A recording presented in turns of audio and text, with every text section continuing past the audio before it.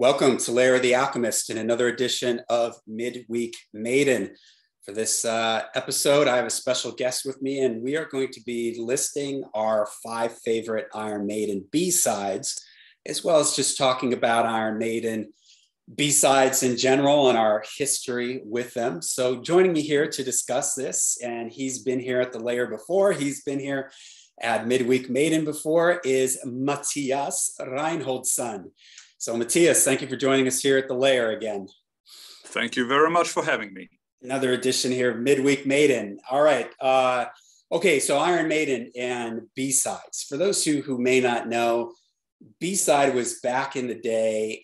Bands would release their full-length albums, and it was common for a band to release one or more singles for each record. Now, if you go back to the 60s and 70s, a single was typically what was going to be the radio song, the song that they would push to radio. Now, when you get into the 80s and metal, these Iron Maiden and these bands weren't Judas Priest. They weren't getting played on mainstream radio. Maybe a little bit, some of these bands, but basically Iron Maiden wasn't getting any mainstream radio play.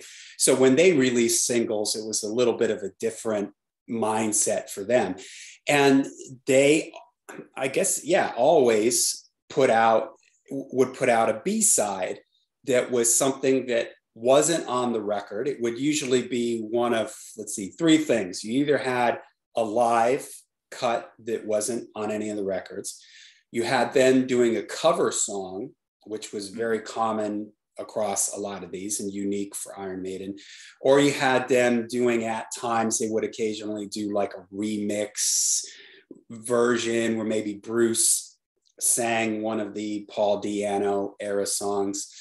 And they tended to come in either these 7-inch single formats, which this particular one is a reissue, or they came in 12-inch versions. So these were 12-inch lengths, but you'd have 1 to 3 songs on the album. So Mattias, what's your memory of Iron Maiden and B-sides? Yeah, I mean, I grew up during the 80s. I was about 8, 9 when I first heard Iron Maiden. And pretty early on, I discovered that, I mean, the record sleeves were one of the things that drew me into the band beside the music. And pretty soon I discovered that there are more of these wonderful sleeves of all these 80s that could be found on the singles. So that made me curious to get my hands on these singles as well, of course. I very soon also discovered that there were always something different on the B-side. I knew from when I was a kid and the first singles I had, like you said, sometimes they were a remix or just a boring, like an instrumental version with just the vocals put off, or just another album cut for most bands. But with Maiden in particular, they always seem to put some extra effort into making the single its own unique thing. And being just like 10, 11, this is around 84, 85, when I start to get enough money to actually buy my own records. I very soon started to became a collector. I tried to get hold of all these singles and all these songs that weren't on the albums. So, I mean, the advertising trick was very successful on the 10-year-old me, because I just dived right into that, made use of my money for getting the singles and whatnot. So the B-sides were a big thing for me. So yeah, it's a really big thing. And I mean, it's like you said, it's not unique for Maiden, but I think for Maiden with Eddie's plus the B-sides, it became a very big thing for many people, and many were turned into collectors just because of this, of course. Yeah, and I'm glad you mentioned the covers because even some of the cover artwork, like this is for the Trooper single, this would be, the image that to this day and a backdrop, when they play that song, they'll show this backdrop, they'll show this, some of these images became iconic with the particular songs. They became, identifiable with the particular songs. And I think at some point we're going to do a midweek Maiden where maybe with Mattias, and maybe we'll invite our friend Lazarus back. He did the rare live albums that he has. Maybe between all of us, we can see if we have all of these singles and we can show everybody the different covers and maybe comment on them. And the thing is that other bands, like you said, would occasionally put like a live cut on the B-side, maybe a radio edit. Like if you look at Black Sabbath and their history with singles, really during the Ozzy era, there were no singles that had anything. There might have been some radio edits, I think, that they did, but there were no like rare live cuts or anything like that on the B-sides. But when you got to the Dio era, there were a couple that had live stuff on the other side. And with the Tony Martin era, there were one or two, couple unreleased songs that showed up as B-sides, but it really was nothing like what Iron Maiden was doing. I mean, for every album, you got at least 2 or 3 singles from every record. And the B-sides were always something. There was always something different on the B-sides. My history with it, unfortunately, I somehow completely missed out on it. I was collecting stuff on cassette, and here's an interesting trivia question for you. Were they releasing these singles on cassettes? Like I know they used to have cassette singles. They released cassette singles up till Bring Your Daughter to the Slaughter, I think is the very last cassette single they released. Okay. Yeah. So some of them were even with this kind of paper, crappy paper. You just you slide the cassette into a paper fold. Yeah. It wasn't even in a plastic case. It was just like a sleeve thing. I think I had a few of those, but I do distinctly remember that I had a friend. He was a year older than me in school, big Iron Maiden fan. And I would go over his house and he bought all this stuff on record. Now I had a record player, but my logic as a kid was I only have so much money. And if I buy it on cassette, I can listen to it on my Walkman. And it seems silly. Well, why don't you just buy a blank tape and buy the record and record it? Well, because as a kid, $2 for a tape sounds silly, but $2 for a blank tape on top of buying the record was had to budget myself very, very wisely. So $2 was $2 that I could put towards getting another record. And in my 12-year-old, 11-year-old mind, that's how I thought of things. Like I really had to save every penny so that I could just get the record. I couldn't afford that extra $2 to transfer. And I regret that now, not doing that and collecting some of these, because the couple of cassette singles that I had, the artwork, of course, wasn't as nice as looking at the 12 inches and those just disintegrated and evaporated over time. I don't have any of those left, but I do distinctly remember going over to my friend's house who did collect vinyl, and he had a whole bunch of these, and he would play these B-sides for me. And I remember being like, wow, like you said, the extra artwork, hearing these extra songs on the B-sides was pretty exciting. So I mean, very often go ahead. The artwork also was connected somehow to each other, like a theme, or there were hints, like in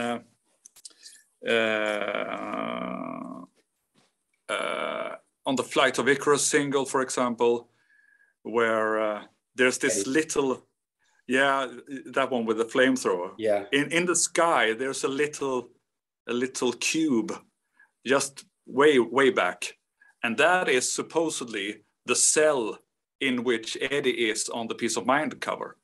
Okay. And I mean, being a kid, I didn't understand it. I just thought, why is there this little cube? Why? What is it doing there? And then later, it it's the cell, it's the padded cell where Eddie is on Peace of Mind. Yeah. And I mean, there's on the back side of the sleeve for Peace of Mind, the door is open. You can see there's just like air and clouds outside the door. So, I mean, and always tiny details like that. It just made the Maiden universe so much bigger compared to a band like Judas Priest, for example. Yeah. They didn't have that sort of storytelling within. And I mean, partly it's Iron Maiden, of course, but it's also the genius of Rod Smallwood, because he was often the mastermind behind the. Rod Smallwood is the manager of the band and still is. He was the mastermind behind the concepts of the art, and it was often he that kind of spoke directly to Derek Riggs, who was the illustrator who worked for Maiden and did all the covers up till way a bit into the 90s. But I mean, talking about the B-sides, one thing you said there about blank cassettes, buying blank tapes, reminded me that I also blame Iron Maiden. I can blame them for a lot of things, how much they have affected my life in different ways. But I mean, being a kid, 10, 11, 12 years old, I already then started to collect Maiden records. So things that me and my friends were listening to at the time, I only taped them. I never bought these records because I saved most of my money to buy the Iron Maiden stuff. Yeah. So my record collection is kind of strange when I look at it now, because I mean, a band like Manowar we used to listen to. I didn't start to buy Manowar records until the 90s, when I was fairly old and thought that I should have these. I missed those records in my record collection because they were a band that I started to listen to around 86, 87 or something. So I mean, Maiden is to blame for a lot of things. That's interesting. Talking about the B-sides, like you say, it could be a live track or a cover. With Maiden, they also had, like, not that often, but sometimes original songs, like penned by the band, but not deemed good enough to be on the album. For me as a European, Total Eclipse was the B-side to Run to the Hill single, and it wasn't on the albums, and on the 98 CDs it was on Number of the Beast, but that was a singles track. You had a song like Invasion, that was the Beast, which is original Steve composition. They had discussions to put that on Killers even, but it got placed as a B-side to the Women in Uniform single, which is kind of strange because then the A-side was a cover and the B-side was an original Maiden track. But many of the B-sides that are original Maiden songs are kind of joke songs, tongue-in-cheek sort of material with them. I mean, you have, I think the most famous one is Sheriff of Huddersfield, which is a song about their manager, Rod Smallwood. The music for that one was an old Adrian song that he used to do with his previous band, Urchin, and the song was called Life in the City. Actually, when I think of it, many of those 86 B-sides that were on Wasted Year single and on A Stranger in a Strange Land were connected to Adrian and Nico too, I guess, because they, in the gap between World's Laboratory Tour and until they started to record Somewhere in Time, they had a bit of a break, and Nico and Adrian, along with a few friends, Andy Barnett being one of them, I think Dave Colwell, another guitar player that later on played in Bad Company, did those songs or connected to that became the B-sides for all those singles. You have a song like Juanita, which were an older song. I had to check this actually, because I knew there was some sort of connection between those songs. Give me a second here. I wrote this down, didn't I? I think I did. Juanita was recorded in the early 80s as a demo by a band called Martial Law that actually Nico played in, along with this Andy Barnett guy that used to be in Urchin with Adrian before. So it's they're all related somehow. And like I said, you have That Girl, which is also kind of strange because to many people that is a song by FM. Yeah. And FM was a band that Andy Barnett started off, and the Maiden version and the FM version came out pretty much at the same time. But the Maiden version was more like the original demo version. The FM version is much more polished and AOR-ish sounding. But I mean, that's kind of weird that Maiden recorded a studio version of a song before the so-called original one came out with FM the same year. I looked here. Juanita was a band called Martial Fury. Martial Fury, yeah. Yeah. So. And Reach Out was that was a B-side to Wasted Years, was written by Dave Cowell, and he and that version is actually with, of course, with Adrian as a lead singer. So Adrian Smith is also a official lead singer in Iron Maiden, or used to be for one song in '86. And the story even goes that the song La Juanita is with Adrian doing the bass guitar and not only the guitar. So unconfirmed, but we believe. The Maiden researchers believe that it's Adrian playing the bass on that one. This would be but fun. With all this in mind, it was actually Steve that sort of suggested that maybe we should use some of these songs for B-sides.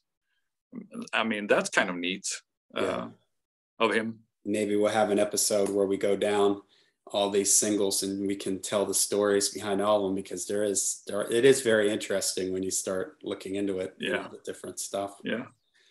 Okay, so what we decided to do today is we're going to pick 5 of our favorite B-sides. We decided we weren't going to do any live versions and we weren't going to do any remixes. So we're going to stick with covers or unreleased songs. All right, so what do you got for your first pick, Mattias? For I limit myself only to cover versions. And first, I have this one. It's the Sanctuary single, the UK one. And on the B side of this one is a live version of a Montrose song called I Got the Fire. I think the original version is called I Got the Fire, and the Maiden version, for some reason, is called I've Got the Fire. I have no idea why. But this version was on a Montrose album called Paper Money, I think. Yeah. And the Maiden version, recorded in the Marquee in April '80, is just like an atomic explosion. I mean, the energy. You can probably give electricity to a smaller town if you could subtract the energy out of this live version of I Got the Fire. I think it's amazing. It's fantastic. I love it to bits.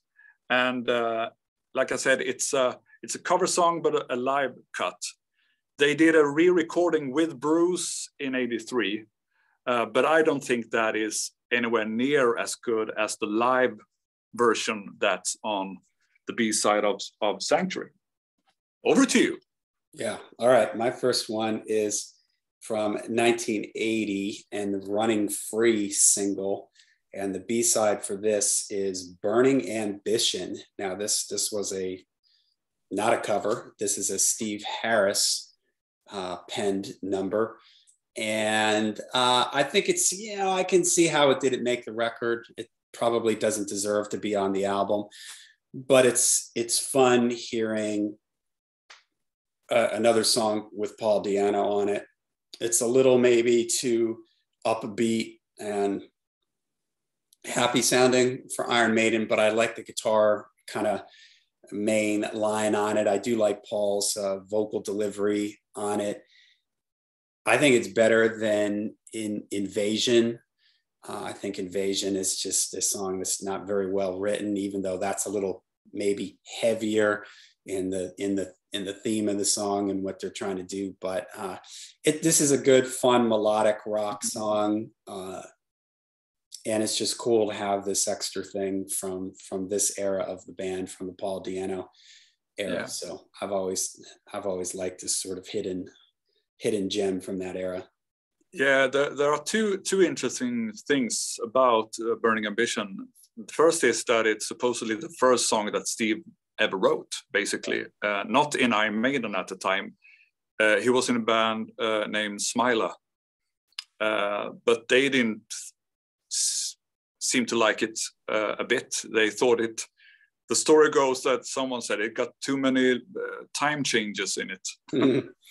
Or something like that. And for an Iron Maiden song, it's pretty straightforward. It's not like it's that but I mean, strange. You got the midsection, which it does has a time change in the middle of it. One. Yeah. And the other thing is that it's one of few officially released recordings with Doug Sampson on drums. It's not Clive Burr playing the drums on Burning Ambition. It was actually recorded in the autumn of '79 as a sort of a more advanced demo recording, and they decided, just because it was the first song that Steve wrote, to put it as a sort of I guess some sort of commemoration thing to be on the first official EMI single, which is nice. I really like it. It's one of these songs that it just makes you happy. It's just a fun, positive sort of song about someone who, you better watch your step now, woman, because I mean, he's the lyric is quite hilarious. But I mean, it's a fun song. It makes me glad. Yeah. All right. Okay. What do you got for your next pick? Yeah, for my next pick, this is probably my absolute favorite B-side. I'm trying to get it out of the plastic cover here, just so. Maybe I shouldn't try to force it out. Anyway, can you see? Yeah. This is 2 Minutes to Midnight. On the B-side of this song is a wonderful piece of music called Rainbow's Gold. Rainbow's Gold was recorded by a band in, I think, '74 named Beckett. And there are a few strings of attachment between Iron Maiden and Beckett. The singer, the song was written by the vocalist Terry Slessor, and Terry Slessor was one of Steve's favorite singers, and he absolutely loved this album that they put out. It was just called Beckett. The name was Beckett Band, Beckett, and the album was same title. So Steve somehow managed to get this guy Terry Slessor to audition for Maiden around the time where Paul was forced out of the band before Bruce came in, around that time. And it didn't really work out. His voice wouldn't really fit Iron Maiden, as judging from those recordings on the Beckett album. But Rainbow's Gold is a great one. Unfortunately, there's been a bit of there were parts of the lyrics for Hallowed Be Thy Name from a song called Life's Shadow that's also on the one album Beckett that they put out that obviously Steve borrowed. I can remember myself because my friend Henrik started to collect the original versions of all the B-sides pretty early on, and we listened to the album, and this was mid 90s, 95 I think ish, and we listened to the album and it just went, hey, wait a minute, we recognize these words. It's the same like as in Hallowed be thy name. And I think it got settled outside of court, but somehow, I guess, one guy who used to be in Beckett didn't got the original credits either from his former bandmates in Beckett in the 70s. And when he discovered, like 40 years later, that Iron Maiden has recorded this song with parts of his lyrics, he tried to he drag showed him up into too court with his hand out. Yeah, it was like they say, it was settled outside of court. Yeah, but this was actually the reason why they dropped Hallowed be thy name from their set for a short period, actually. So I mean, the threat was real. They had to deal with it. Yeah. But as I said, I absolutely love Rainbow's Gold. It's a fantastic song. Yeah, for sure. All right, my next one is from the Trooper single, and it's Cross-eyed Mary, which is, of course, yes, I think this is on your list also. This is from '83. It's Jethro Tull song, Jethro Tull cover. That song actually got a little bit of radio airplay here in the US. And at that time, Maiden, you never heard Maiden on the radio, but I remember hearing this on there. I had discovered Jethro Tull early on, like right at pretty much the same time that I was getting into Maiden and discovering heavy metal. I've told this story before. I had an uncle that gave me a box of 8 tracks. And inside there was a couple of Jethro Tull 8 tracks, one of them being Aqualung. So I was familiar with Cross-eyed Mary. And I loved the way the guitar plays the flute line, you know. It's brilliant. Yeah, it's fantastic. And Bruce takes the melody line an octave higher than Ian Anderson, which I was listening to it this morning, and it sort of has me on the edge of my seat a little bit, like, because he is just that brass ring reaching for more. I mean, he is just getting to those notes. So it's a little uncomfortable. You wish that maybe they could have tuned down a little bit or something, a half step or something to help Bruce out with that, because it is right at the absolute tippy top of Bruce's range. You know, credit to him that he, you know, even pulled this off, because it's kind of insane. He's just at the top of his range the entire time. But I guess it would have sounded bizarre if he had tried to sing it in Ian Anderson's range. But anyways, it's fun. It's cool. I think there are some cover versions that Maiden does that for me don't work. This is one of the ones that I think really does work. And of course, Jethro Tull is a huge influence on Steve Harris. So a lot of these early covers are Steve Harris influenced bands. You just mentioned Beckett. One of the other ones I'm going to list here, and I think it's also on your list, you know, Montrose and stuff like that. These were all real early influences on Steve. So this is a cool one. Actually got a little bit of radio airplay here in the States for Maiden. Yeah. And I mean, the American label Capitol Records even put it on the US picture disc of Peace of Mind.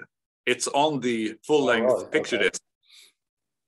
This without the permission of the band, because the record label in the US saw that, okay, this song gets radio airplay, let's put it on the album. But they didn't ask the permission, and the band was pretty upset by having a cover song on Peace of Mind, because that was not the plan. Do you remember? Do you know where it was in the track listing? I should have brought it. I'm in my rehearsal space now, so I don't have my collection here with me. I just brought the singles, but I think it's on the B side or something.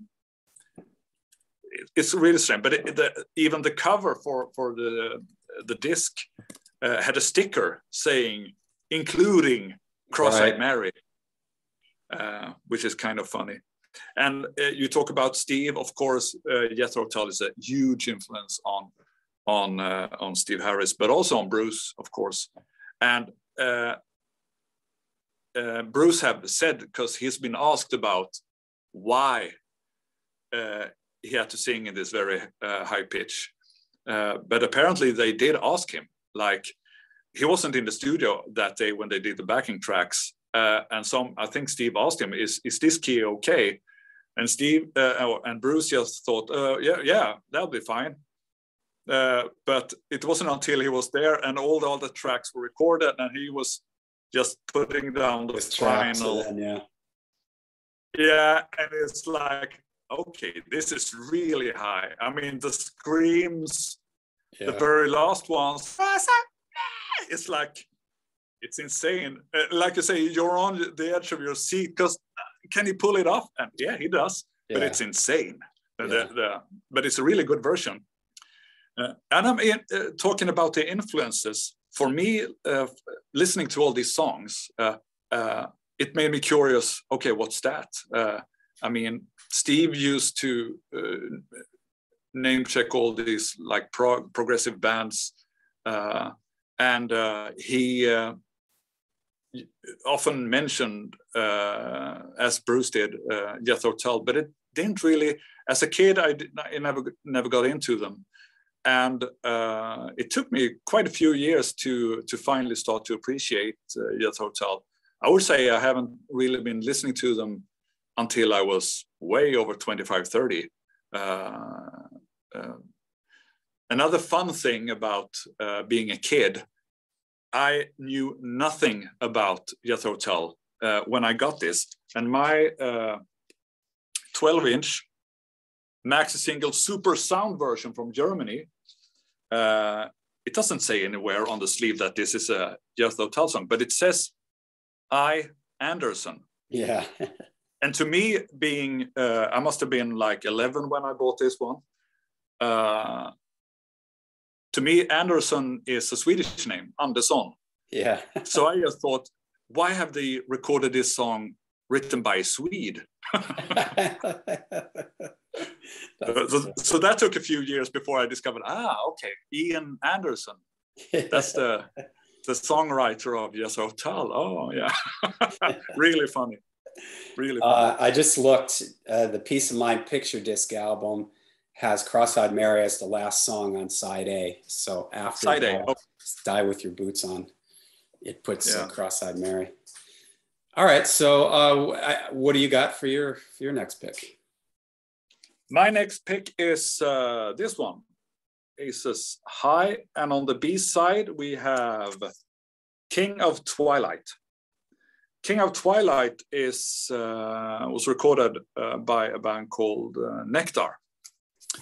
And it's actually not just one song. Maiden did a medley of 2 songs from this album. The Nectar album is called A Tab in the Ocean, and it was released early 72, something like that. And the other track is a song called Crying in the Dark. Yeah. So the first part that you hear is, they sing Crying in the Dark, even in the lyrics. So it's quite easy to know what bit is what. Why they decide to name it Twilight, King of Twilight, I have no idea. But it's 2 songs, and it's another one of these songs that are just really good. I mean, the B-sides from '84 sessions, Rainbow's Gold and King of Twilight is right up there with all the covers they've recorded over the years. Great. They sound great too. I mean, B-sides can sometimes be songs that sound a bit. Yeah. The mix isn't really there. You can hear that they didn't really put the hours into it. But then again, it's Martin Birch. He can just twiddle the knobs and make it sound good in his sleep, I guess. Well, so King of Twilight, fantastic song. All right. Well, that's one of my picks too. I've got the 12-inch version. Of course, great minds think alike. Right. And pretty much everything you said. I would also add that this has maybe is this some of Steve's busiest bass playing on record? It's got to be up there. He is just all over the bass, way up high. It's got bass runs all over the place. And it's from this glorious period, like you mentioned, that Peace of Mind period, where, if I had to pick my favorite Steve Harris bass tone, recorded tone, it would probably be the Peace of Mind, Power Slave era of the band. And so you've just got Steve's bass way up front, and he's just all over the neck. So that's what I would add to King of Twilight. There's another, it made more than one impression on Steve, because they not just only recorded the cover version, but he also stole the thing from the very part of King of Twilight. They did that in the song on Fear the Dark called Childhood's End. Right. Using the same sort of bass and tom pattern for that song. So that's a nice little tip of the hat too. Yeah. All right. Well, since that was my pick, what's your next one? Yeah, my last one is a B-side to Bring Your Daughter to the Slaughter. This B-side is I'm a Mover by a band called Free, pretty famous band. The song I'm a Mover was on their debut album made in late 68, 69, something like that. And the album was called Tons of Sobs. Good album. I'm a Mover is a great track. Apparently, the story is that I read somewhere an interview with Nico where he gave a bit of background. And he said that Steve had told him that they used to do this song when he was in the band Smiler that I mentioned earlier. And he suggested it as a B-side for the sessions when they made No Pray for the Dying. And apparently Nico was kind of surprised, and why do you want to do that song? He didn't really hear, like, is this a Maiden sort of song? It doesn't have that at all. But I think even though there's nothing complicated about the song, it's a sort of bluesy rock song. Yeah. But then again, it just shows how good a drummer Nico McBrain is, because it got that bang. It's very simple, but it's so almost kind of funky in the way he attacks the. I don't know. It's just a showcase of simple but extremely effective drumming by Nico McBrain. He's a brilliant drummer, and on this, simple blues rock song, it's just, and Bruce sings this song very good also. The other cover version they did during that session is Communication Breakdown, Led Zeppelin. They do that okay, but I think I'm a Mover is much, much better. It's one of my favorite B-sides. Nice. Yeah. All right. Well, I've got two more here, and I do not have copies of these. My first one is All in Your Mind, which is a cover by a band called Stray. And this was from 1990. It was the B-side to Holy Smoke. To me, it's if I didn't know any better, I would have thought it was a Maiden tune. And it sounds very much in that sort of Fear of the Dark, No Prayer for the Dying era of the band. You know, it's got that sort of Holy Smoke feel to it, like that kind of hanging chords and stuff like that. So for me, it since it's from that era, the production sounds like those records. But to me, it just shows like Iron Maiden's influence. You know, how they're able, this was another band that apparently Steve was very influenced by. And you can really kind of hear that And you can hear that influence, especially in, I find it interesting that they picked this song now because it really fits for me that No Prayer, Fear of the Dark era of Iron Maiden, and hearing where some of the influence, that the band was have you, at that time. Have you heard the original, the Stray version? I don't think so, no. Because the Maiden version is much shorter. The original one has this very long start. It takes a few minutes before the song gets going. It's very with percussions and sounds going on, just the bass and some percussion things going before the actual song starts. I think it's like 7-8 minutes long or something like that, and the Maiden version is not that long, but it's again, and like you say, it's a song that fits that No Prayer sound and era, sort of. Maybe it could have been a Maiden song. It sounds really good. Good song, good version. Yeah. Okay, you did all yours, right? Yeah. Yes, because we had two that were the same. We both had Cross-eyed Mary, and we both had King of Twilight, right? Okay. All right, so my last one is Judgment Day, which was the B-side from Man on the Edge, released in 1995. And this is a Blaze Bayley now, and this is a songwriting credit to Blaze and to Yannick. And how didn't this make it on the record? I've been known to dump on the Blaze era. I've come out, I'm not a fan of the Blaze era. I think there's a handful of good songs from that era. When I hear this song, and this was from the X Factor era, right?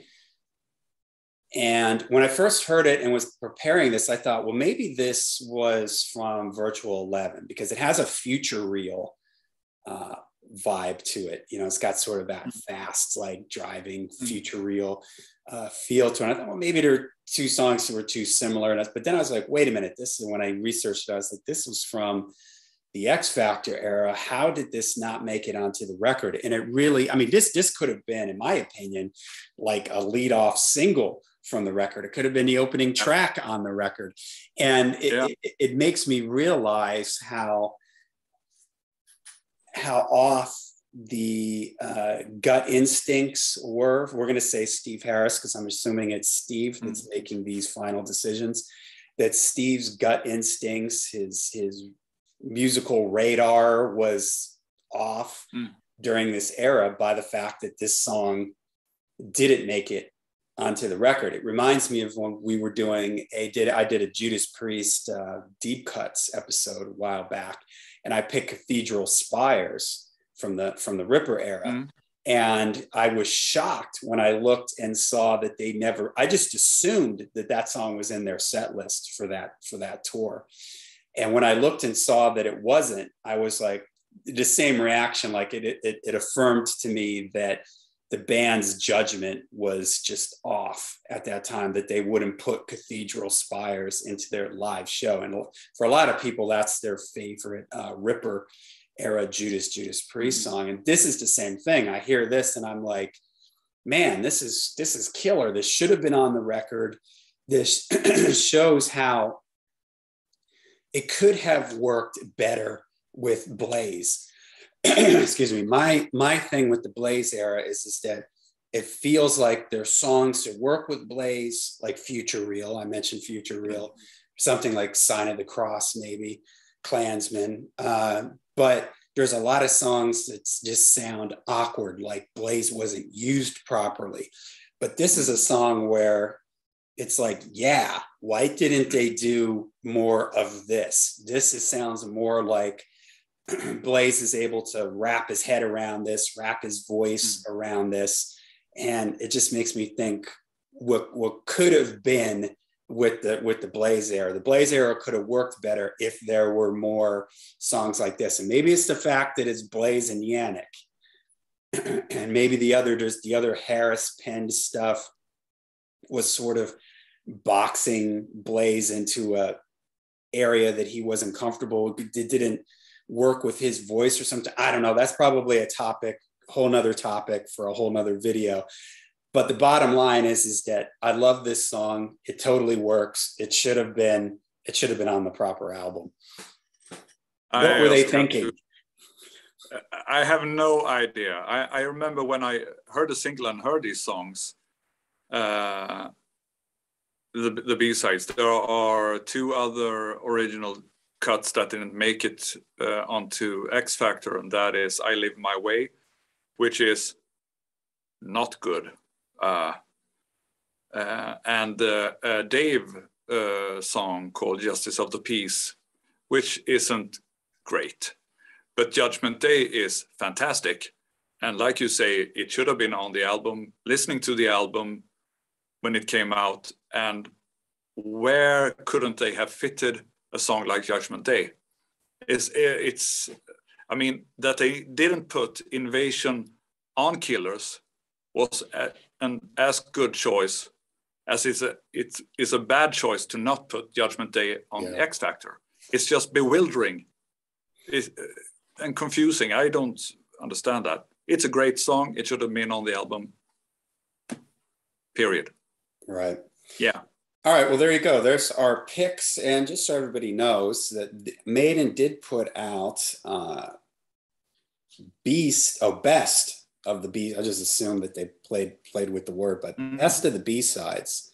And this came inside the Ed box, a box set that they had put out.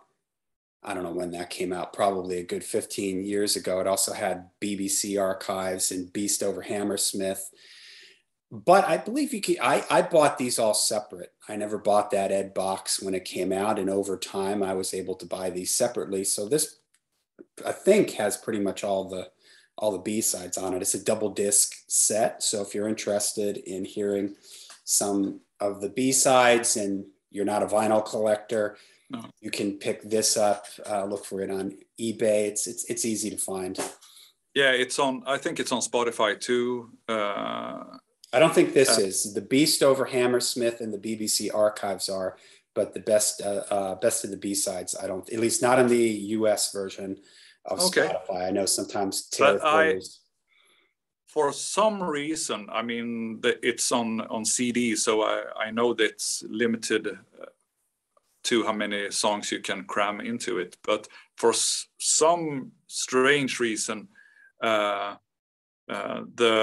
cover version of the Thin Lizzy track Massacre, which was the B-side to Can I Play With Maiden, isn't on that compilation, which is kind of strange because I might, of course, there are one or two live cuts that isn't on those discs, but then again, why didn't they exchange one of the live songs for Massacre? And Massacre I really like too. That could easily be one of my picks for top 5, but it didn't really make it. But then again, Bruce sounds awesome. Everyone is playing that song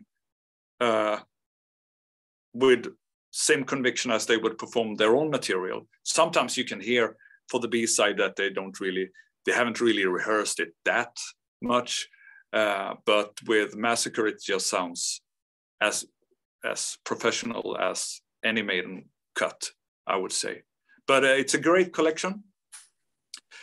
Today I'm a bit sad that they actually stopped doing singles. They don't do singles anymore. And I think the last cover they recorded was, or rather released as we know it, is the Focus song, Hocus Pocus, which is a kind of a silly song with Nico doing sort of improvised vocal noises over it.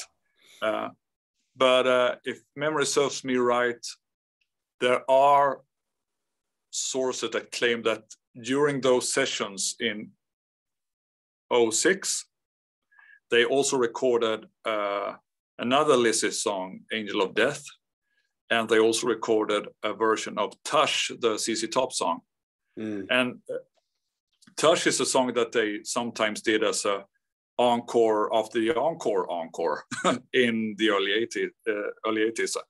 I would like to remember they did a live version along with some members from Blackfoot in '82 or something, when they were on the same bill somehow, and they recorded they performed Tush, but the recording is from '06 studio recording, but that is yet to be released.